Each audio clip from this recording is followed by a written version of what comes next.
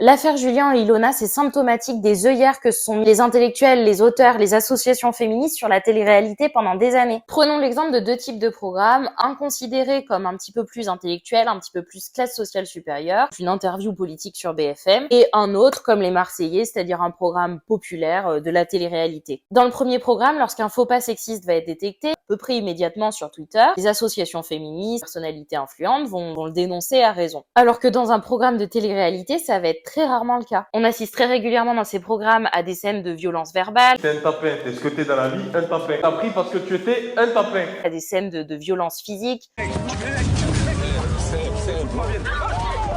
Et il y a très peu de personnalités influentes, d'associations féministes ou de politiques pour dénoncer le fait qu'un mec qui va casser tous les meubles d'une villa parce que sa meuf lui a mal parlé, c'est pas une preuve de virilité suprême, c'est juste un poil inquiétant, toxique, et que ça montre juste qu'il a besoin de faire un travail psy, de prendre un Xanax et d'aller se calmer plus loin.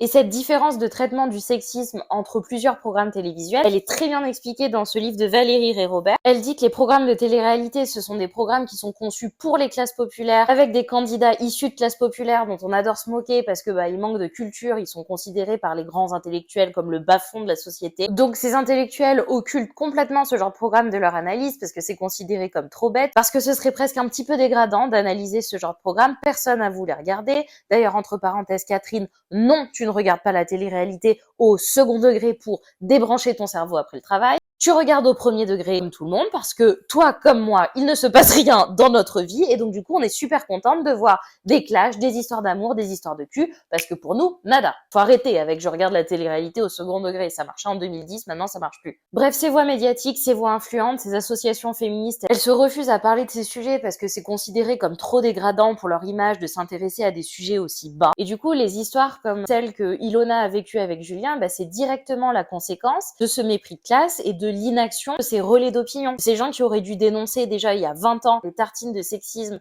qu'on bouffe à longueur de journée, la promotion de la violence faite aux femmes qui est faite sur ce genre de programme, mais qui ont rien dit parce que pour eux, c'était pas un sujet assez noble à analyser.